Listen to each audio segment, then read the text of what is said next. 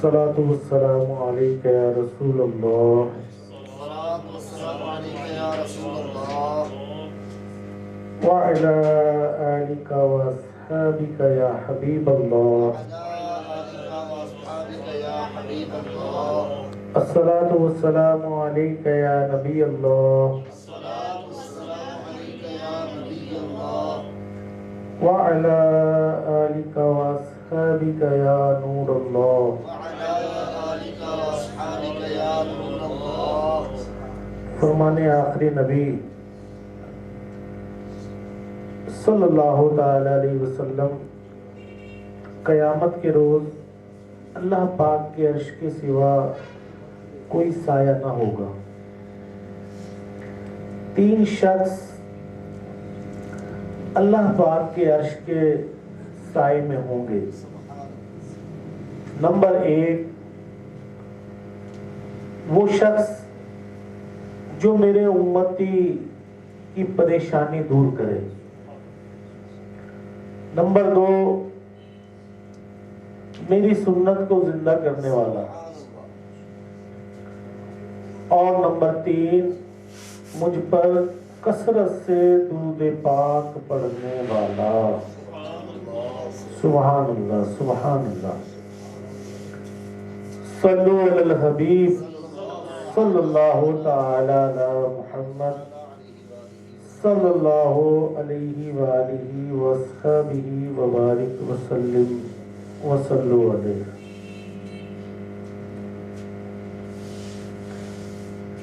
بیٹھتے اٹھتے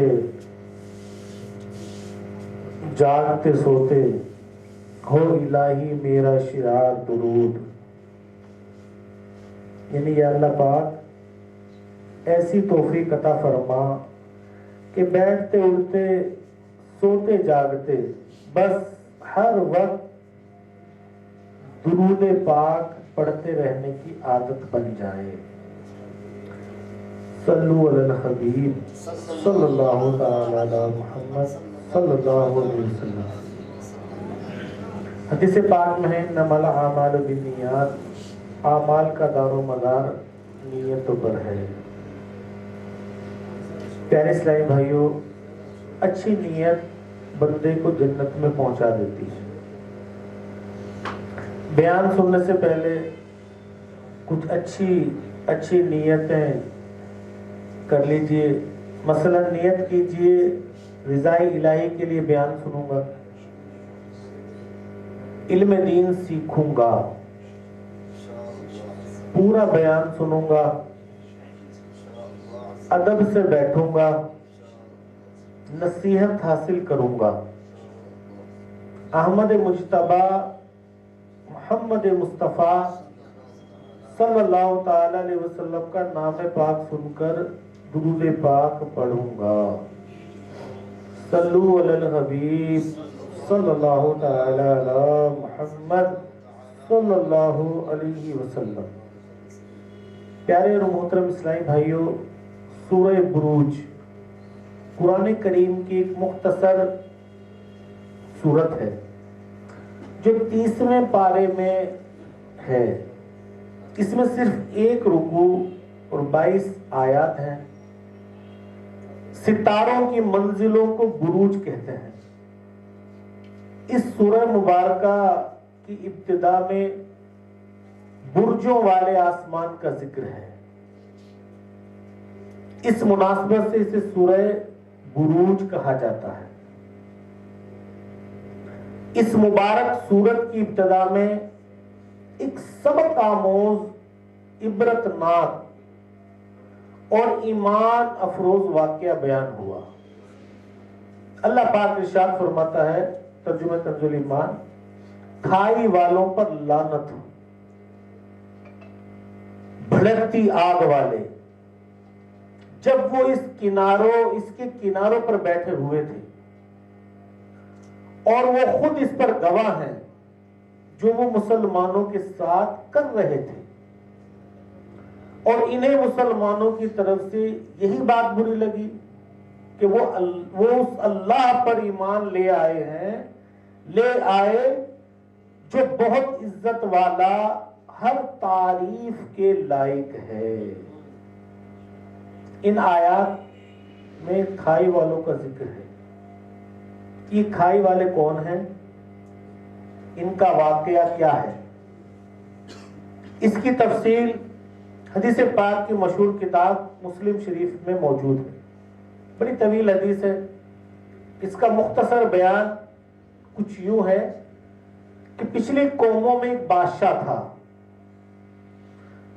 جو خدائی کا دعویٰ کیا کرتا تھا، اپنے آپ کو خدا بتاتا تھا، لوگ اس کو اپنا خدا مانتے، اس کی پوجا کیا کرتے تھے۔ قدرت کو اس قوم کی ہدایت منظور ہوئی، چنانچہ اللہ پاک نے اس قوم کے ایک نوجوان کو ہدایت فرمائی۔ انہیں ایک نیک ایماندار بندے کی صحبت میسر آ گئی، جس کی برکت سے یہ کلمہ پڑھ کر دین حق کا پیروکار بن گیا۔ اللہ پاک نے اس نوجوان کو بلند مقام سے نوازا، انہیں اپنی ولایت کا تاج عطا فرمایا، اور ان کے ہاتھ پر کرامات کا ظہور ہونے لگا۔ ان کی دعا کی برکت سے اندھوں اور کوڑیوں کو شفا ملنے لگی۔ کچھ ہی عرصے میں ان کی شہرت بادشاہ تک بھی پہنچ گئی۔ اب کیا تھا؟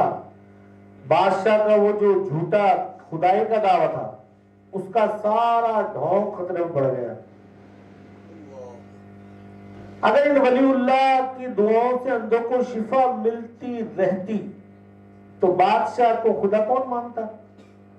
چنانچہ بادشاہ نے ان ولی اللہ کو قتل کرنے کی کوشش کی، مگر فانوس بن کے جس کی حفاظت ہوا کرے، وہ شمع کیا بجھے جسے روشن خدا کرے۔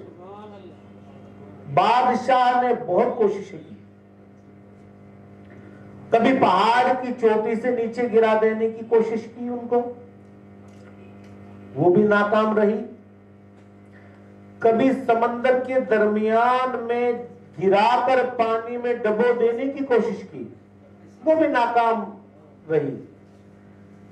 آخر ان ولی کامل نے خود ہی کہا، اے بادشاہ، اگر تم مجھے شہید ہی کرنا چاہتے ہو تو اس کا ایک ہی طریقہ ہے، ایک کھلے میدان میں سب لوگوں کو جمع کرو، مجھے کھجور کے تنے کے ساتھ باندھو اور بسم اللہ رب الغلام کہہ کر مجھے تیر مارو۔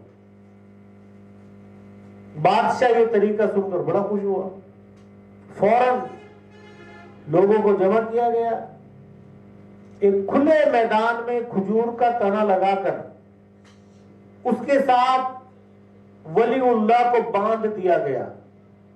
اب بادشاہ نے تیر کمان میں ڈالا اور اسے کھینچا اور کہا، بسم اللہ رب الغلام، اللہ پاک کے نام سے جو اس نوجوان کا رب ہے۔ یہ کہہ کر بادشاہ نے تیر چلایا، تیر ان ولی کامل کی کن پٹی پر لگا اور ان کی روح پرواز کر گئی۔ جب لوگوں نے یہ ماجرا دیکھا کہ وہ بادشاہ جو خود کو خدا سمجھتا ہے، اس کی ساری کوششیں ناکام ہو گئیں، آخر اس نوجوان کے رب کا نام ہی کام آیا، تو وہ سمجھ گئے کہ سچا خدا یہ بادشاہ نہیں بلکہ اس نوجوان کا رب ہے۔ چنانچہ سب نے کلمہ پڑھا اور دین حق کے پیروکار ہو گئے۔ اب تو بادشاہ اور بھی زیادہ غصے میں آ گیا۔ اس کے دعوے خدائی کا بھانڈا چونکہ پھوٹ چکا تھا، لوگ اس کو چھوڑ کر اللہ واحد یکتا ایک خدائے حقیقی پر ایمان لا چکے تھے۔ لہذا بادشاہ نے غصے سے بفر کر حکم دیا، گلیوں کے کناروں پر گڑھے کھود کر ان میں آگ جلائی جائے۔ بادشاہ کا حکم پورا کیا گیا، اب بادشاہ نے حکم جاری کیا کہ جو شخص اپنے دین سے پھر کر مجھے خدا نہ مانے اسے آگ میں ڈال دیا جائے۔ اب کیا ہوا، بادشاہ کا یہ حکم بھی پورا کیا گیا، لوگوں کو اس آگ میں ڈالا جانے لگا، یہاں تک کہ ایک عورت آئی، اس کی گود میں ایک ننھا منا بچہ تھا۔ اس صاحب ایمان خاتون کو اپنا تو کوئی خطرہ نہ تھا، البتہ ماں کی ممتا نے جوش مارا اور وہ ماں اپنے بچے کو دیکھ کر ذرا جھجکی، آگ میں کودنے سے ذرا رک گئی۔ اس پر وہ بچہ جو ماں کی گود میں تھا، اللہ اللہ اللہ، بولا ماں صبر کر، پریشان نہ ہو، بے شک تو سچے دین پر ہے۔ پھر وہ بچہ اور اس کی ماں بھی آگ میں ڈال دیے گئے۔ روایات کے مطابق ظالم بادشاہ کے ظلم پر اللہ پاک کا غضب جوش میں آ گیا، اور دیکھتے ہی دیکھتے وہی آگ جو بادشاہ نے اہل ایمان کو جلانے کے لیے لگائی تھی، وہ آگ گڑھوں کے کناروں سے نکلی اور ان ظالموں کو جلا کر راکھ کر دیا۔ اے میرے پیارے اور محترم اسلامی بھائیوں، یہ قرآنی واقعہ ہم نے سننے کی سعادت حاصل کی۔ اس واقعے سے بہت ساری باتیں سیکھنے کو ملتی ہیں۔ مثلا اس واقعے سے معلوم ہوا کہ اللہ پاک کی طرف سے اہل ایمان پر امتحان آیا کرتے ہیں۔ کامیاب مسلمان وہ ہے جو ان امتحانوں میں صبر و شکر کے ساتھ ثابت قدم رہے۔ یہ ایک بڑا سبق ہے۔ ہمارے ہاں بہت سارے لوگ یہ خیال کرتے ہیں، بعض دفعہ سوال بھی کرتے ہیں کہ ہم تو مسلمان ہیں، اللہ پاک کو مانتے ہیں، اس کے رسول صلی اللہ تعالی علیہ وسلم کا کلمہ بھی پڑھتے ہیں، اللہ پاک کے حضور سر جھکاتے، اللہ پاک کی عبادت کرتے ہیں، اس کے باوجود ہم آزمائشوں میں ہیں۔ مسلمانوں میں غربت بھی ہے، مسلمانوں میں تنگ دستی بھی ہے، مسلمانوں میں آزمائشیں بھی ہیں۔ اس وقت دنیا بھر میں مسلمان مختلف قسم کی مشکلات کا بھی شکار ہیں، اور جبکہ غیر مسلموں کے حالات ہماری نسبت بہت اچھے ہیں، وہ مالدار بھی ہیں، ان کی بڑی بڑی بلڈنگیں ہیں، ان کی یہاں خوشحالی بھی ہے، سب کچھ ہے، آخر ایسا کیوں؟ اس کا بڑا سادہ سا جواب حدیث پاک میں فرمایا گیا، فرمایا کہ دنیا مسلمان کے لیے قید خانہ ہے اور جبکہ کافر کے لیے جنت ہے۔ اب خود غور فرمائیں، قید خانے میں کیا ہوتا ہے؟ آزمائشیں، مشکلات، تنگیاں۔ لہذا ہم مسلمان ہیں تو اس دنیا میں ہم پر آزمائشیں آئیں گی ہی آئیں گی۔ جی، اللہ پاک قرآن کریم میں فرماتا ہے، ترجمہ کنز الایمان، کیا لوگوں نے یہ سمجھ رکھا ہے کہ انہیں صرف اتنی بات پر چھوڑ دیا جائے گا کہ وہ کہتے ہیں کہ ہم ایمان لائے اور انہیں آزمایا نہیں جائے گا؟ تفسیر سراج الجنان میں ہے، اس سے معلوم ہوا کہ مسلمانوں کا ان کی ایمانی قوت کے مطابق امتحان لینا اللہ پاک کا قانون ہے۔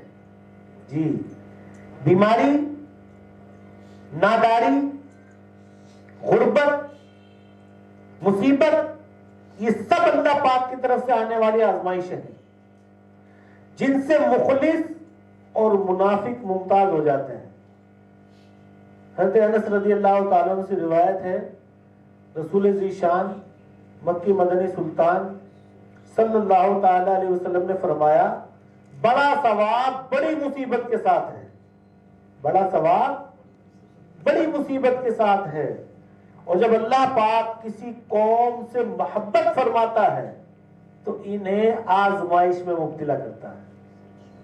بس جو اس پر راضی ہو اس کے لیے اللہ پاک کی رضا ہے، اور جو ناراض ہو اس کے لیے ناراضی ہے۔ یہ شہادت گہ الفت میں قدم رکھنا ہے. لوگ آسان سمجھتے ہیں مسلمان ہونا، یعنی مسلمان ہونا کوئی معمولی بات نہیں ہے جی. کلمہ پڑھ کر دائرہ اسلام میں داخل ہونے کا مطلب ہے کہ اب بندہ اللہ پاک کی محبت سے سرشار ہو کر جان نثاری کے لیے تن من دھن کی بازی لگانے کو تیار ہے. پیارے اور محترم اسلامی بھائیو، یہاں ایک وضاحت کر دوں. دنیا میں اہل ایمان پر جو مشکلات اور آزمائشیں آتی ہیں، یہ بھی اصل میں اللہ پاک کی رحمت ہے جی. اس تعلق سے ایک ایمان افروز روایت سنیے. منقول ہے کہ دو فرشتے تھے. ایک فرشتہ آسمان سے زمین کی طرف آ رہا تھا اور دوسرا فرشتہ آسمان کی طرف جا رہا تھا. دونوں کی آپس میں ملاقات ہوئی. ایک فرشتے نے دوسرے سے پوچھا آپ کہاں سے آ رہے ہیں؟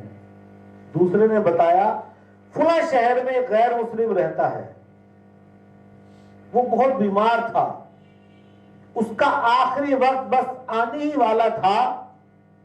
اس غیر مسلم نے دنیا میں جتنے اچھے کام کیے تھے ان سب کا بدلہ اسے دنیا میں ہی دیا جا چکا تھا، لہذا آخرت کے لیے اس کی کوئی اچھائی باقی نہ تھی جس کے بدلے اسے قیامت میں کوئی نعمت ملتی.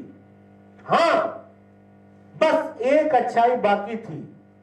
زندگی کی ان آخری گھڑیوں میں اس غیر مسلم کو مچھلی کھانے کی خواہش ہوئی. چنانچہ مچھلی تلاش کی گئی مگر پورے شہر میں مچھلی کہیں نہ ملی. مجھے اللہ پاک نے حکم دیا کہ اس کے لیے مچھلی کا انتظام کر دوں تاکہ اس کی وہ جو ایک اچھائی باقی ہے اس کا بھی بدلہ اس دنیا میں ہی ہو جائے اور وہ آخرت کے لیے بالکل تنگدار، بالکل خالی ہاتھ رہ جائے. چنانچہ میں اس غیر مسلم کے لیے مچھلی کا انتظام کرنے گیا تھا. اس فرشتے نے اپنی بات پوری کرنے کے بعد دوسرے سے پوچھا آپ کہاں جا رہے ہیں؟ کہا فلاں شہر میں ایک مسلمان ہے، اس کا بھی آخری وقت ہے، اس کے جتنے گناہ تھے ان سب کے بدلے اسے آزمائشوں میں مبتلا کیا جا چکا ہے. اب اس کے اعمال نامے میں کوئی گناہ باقی نہیں، بس ایک گناہ رہتا ہے. اپنے آخری لمحات میں اسے پیاس لگی ہے اور وہ پانی پینا چاہ رہا ہے. مجھے حکم دیا گیا ہے کہ اس کا پانی گرا دوں، اس کا پانی گرا دوں تاکہ اس آزمائش کے بدلے اس کا آخری گناہ بھی مٹا دیا جائے اور وہ گناہوں سے بالکل پاک و صاف ہو کر دنیا سے رخصت ہو. سبحان اللہ، سبحان اللہ. اے میرے پیارے اور محترم اسلامی بھائی، کیا شان ہے میرے رحمان اور رحیم رب کی. اللہ تعالی ہم اس کے بندے ہیں اور وہ ہمیں خوشیاں عطا کرے یا آزمائش میں رکھے، یہ اس کی رضا ہے. ہر حال میں اس کا احسان ہی ہے. مگر قربان جائیے اس کی رحمت کتنی وسیع ہے. ہم گناہ کرتے ہیں، خود کو جہنم کا حقدار بناتے ہیں اور ہمارا قادر و قیوم رب ہم پر آزمائش سے بھیج کر ہمارے گناہ مٹاتا اور ہمارے لیے جنت کا راستہ آسان بنا دیتا ہے.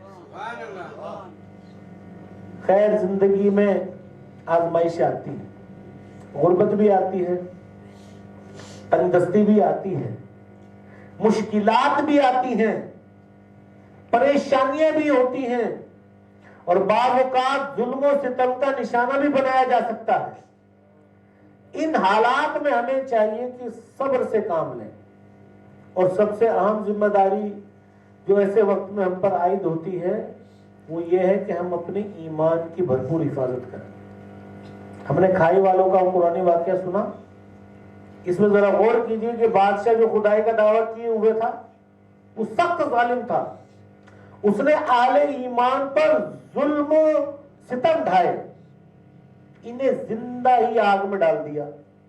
قربان جائیے پختہ ایمان دار لوگوں نے آگ میں جلنا، جان دینا تو منظور کر لیا، مگر اپنے ایمان سے ذرہ برابر بھی پیچھے نہیں ہٹے. یہاں تک کہ ایک ماں اپنے ننھے بچے کو گود میں اٹھائے ہوئے بچے سمیت آگ میں ڈال دی گئی، اس نے بھی موت کو تو گلے لگا لیا ہے، لیکن اپنے ایمان کا سودا نہیں کیا. جی یہ بڑی کمال کی بات ہے، بڑی ہمت اور بڑے حوصلے کی بات ہے.